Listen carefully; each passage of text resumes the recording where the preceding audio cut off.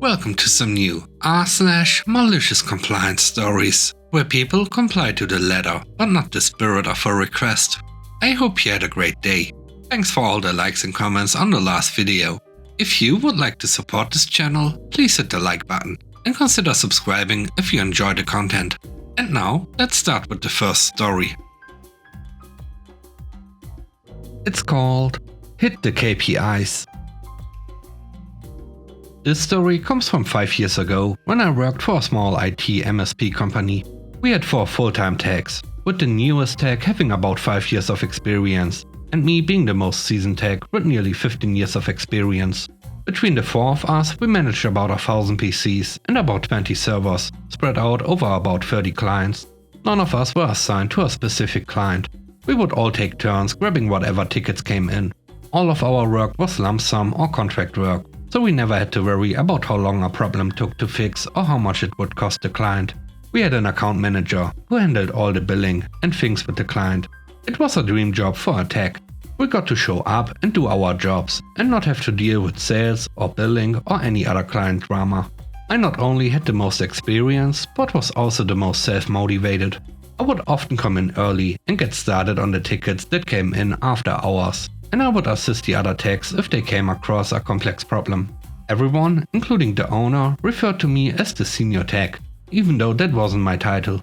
After 2 years working there, I decided to talk to the owner about a raise. I brought all kinds of information to our meeting, shown that I closed the most tickets and received the most positive feedback from a survey we sent our clients. He agreed to give me a raise, but said he wanted to think about how much to give me and that he would get back to me. A few weeks later, he called a company meeting and announced that he had decided to change some things and that he would no longer be giving anyone raises. Instead, he would set up KPIs and the entire tech team would receive weekly bonuses based on hitting those numbers. I didn't like this at all, as it meant my pay was dependent on the performance of everyone on the team and not just me. I found out later one of the other techs had also asked for a raise, so this was the owner's solution to pay us less. The KPIs were simple enough. If a ticket came in, we had to acknowledge it within 15 minutes to achieve a score of 100. If we missed the 15-minute window, the score for that ticket was 0. There were a total of 10 things we had to hit, including how long the ticket was open before we marked it as complete. If the total score for the week was above 90, we each received a $100 bonus. I saw major problems with this bonus system, and I shared my concern with the owner. He got very annoyed with me and said, "Just hit the KPIs." We all figured out pretty quickly how to game the KPI system. We could acknowledge a ticket in the system, but it didn't check if we had actually called the client. We would just email and mark the ticket as reached out to the client. A big issue is that sometimes a client would put in a low priority ticket and ask that we schedule it for some time the following week, but that would make us miss our KPI. So we would start hounding the client to schedule it sooner, and if they were not available, we would simply close the ticket. We quickly learned to hit our KPIs and start getting a bonus every week. However, it caused our customer service to drop, which is exactly what I had warned the owner of. During the previous 2 years, we had never had a complaint about our service, but now there were multiple complaints every week. This whole process added a ton of stress to us, as we all started to fight when someone missed a KPI, and we all started to work late on Fridays to try and get in those last few numbers. After 2 months, the owner finally realized he had made a mistake. He removed the bonus system without giving us a raise and asked us to go back to how things were. At this point, I was so stressed that I had already started looking for another job and we had lost 2 clients. I was the first to put in my 2 weeks notice, but before I left, the other 3 techs had all put in notice as well. The last I heard, the company had lost over half its clients and the owner had to bring in several new techs, paying them over 20% more than I had asked for my raise.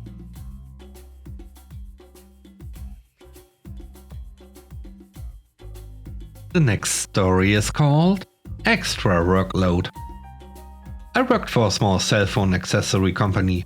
My duties included creating tempered glass templates for each new phone to come out on the market. It also included all major tablets. I was also in charge of creating the packaging and art for advertising, along with online branding and adding the new product to the site. I also created templates for many laptops and tablets for vinyl wraps to prevent scratching. I had a full plate as it was. The company was sold to a new owner along with his partner. The person in charge of cutting the vinyl device protectors got a different job and left the company soon after. I was moved into her office and all of her duties were given to me with very little notice. Now I am working in a very noisy office, having to interrupt my work constantly to keep the plotters going non-stop. I asked for a raise due to the extra workload, and I was told no.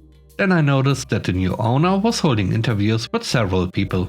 They'd walk through my office and say hi to me. I was let go a week later, and the building of 3 employees was emptied, as if I was some kind of threat when I came in to gather my things. I wasn't even allowed to get on the PC I worked on to take my own files. I got my things and left.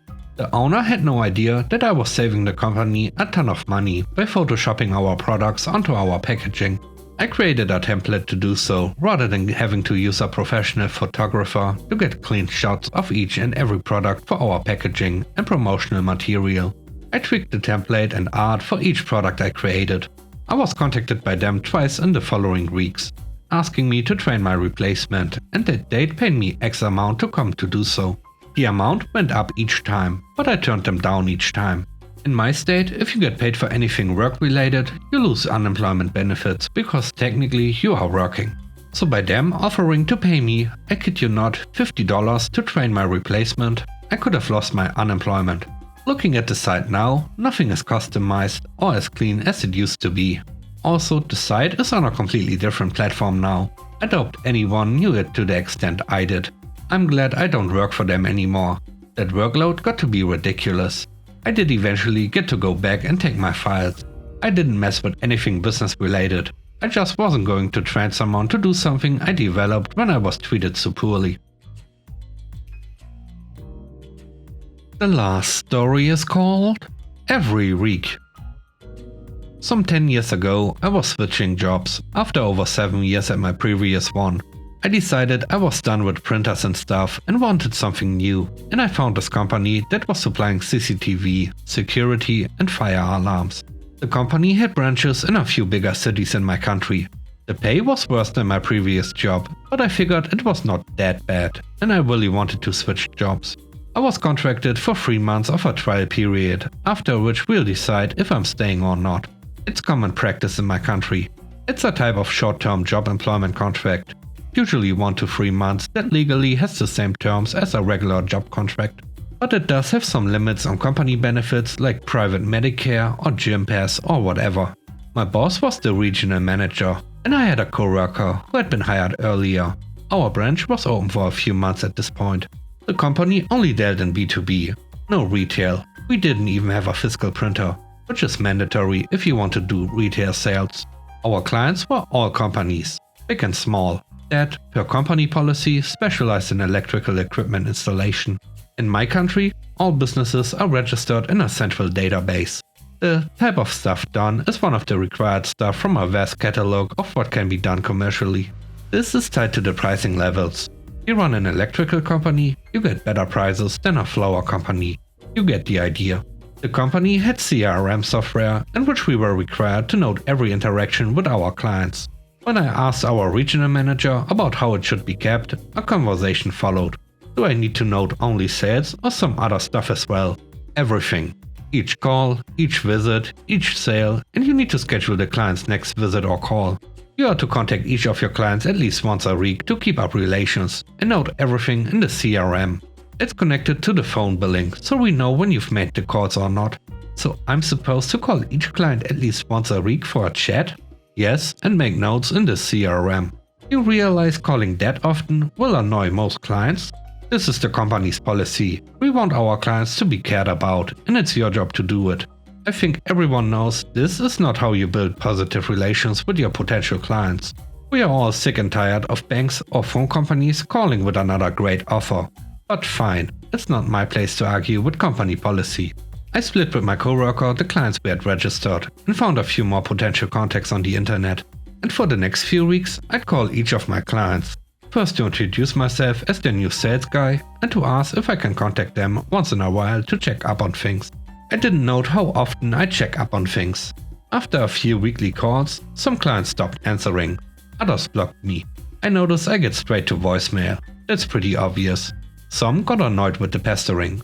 They voiced that with all manners of euphemisms or straight up insults about wasting their time. I obviously noted every call in the CRM, as explicitly instructed, but just in case someone actually read it, I refrained from citing insults. I just went with client angry about too frequent contacts. Next contact on this day. That was always in 1 week's time. All this didn't win me any favors with the client base, with one exception, but it hardly made a difference. Because we managed to antagonize most of our current and potential clients, we obviously didn't get many sales done. So we weren't allowed to keep many wares in our local stock. This meant that if someone would actually stumble into our store, the shelves would be mostly empty. This was to the point that putting together a small CCTV setup would be impossible. By that point, we'd get resupplied twice a week, so if the client ordered something on Thursday, the order would arrive the next Tuesday afternoon at the earliest. This was often unacceptable, so clients would scrap the order. We did some business from time to time, but I'm pretty sure our branch was not making enough even to sustain itself, not to mention making a profit for the company. After about 7 to 8 weeks, I was dialing one of my clients again to check up if he doesn't need anything. Let's call him Red. I was about to hang up with no answer when he did pick it up. "Hi, can I take a moment?" At this point he furiously interrupted me, yelling, "Are you serious?" I nearly fell off the ladder thinking it was something important. "And it's you again? Didn't I tell you not to bother me again? Are you stupid?" This rant went on for a while. The guy was really creative when it comes to various combinations of insults. When he finally made a long enough pause for me to chime in, I went with my, at this point, usual explanation. "I'm sorry you find these calls disturbing, but it's our company's policy to keep close contact with our best clients. Red never actually bought anything. I don't care about your company's policy. Get me your supervisor." "Yes, sir." I happily gave him my boss's rank, name and phone number. He paused for a moment, I'm guessing to note the info I've given him, and then he hung up without a word. I dutifully noted the conversation in the CRM, noting that client angry, requested contact to supervisor, complied. After about half an hour, my regional manager called me. "Did you call Red today?" I did, like I do on a weekly basis per instructions. "Okay, don't call him again." I'm sure Red gave him a piece of his mind about the company policy. Next week, the one guy that didn't mind my calls strolls into the store and from the door asked, "I hear you're closing up shop?" I look at my coworker with a surprised expression. She mirrors it.